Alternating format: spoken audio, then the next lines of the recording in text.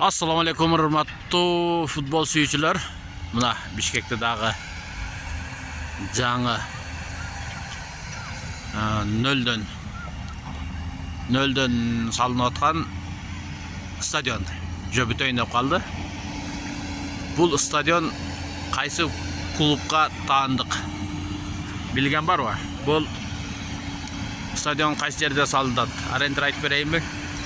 Бул стадион Көкжар Сухабатыр каналындагы Сухабатыр жолунун үстүндө, Сухабатыр канал, Сухабатыр жолунун үстүндө салынат.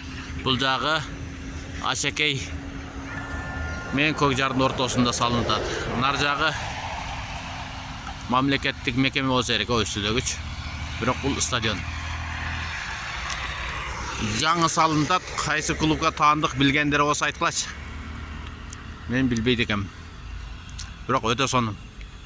Өтө бышык салынат, сапаттуу салынат. Замандын талабына жараша өтө сонун салынат. Ушул жерде келип футбол көрүүнү насип кылсын.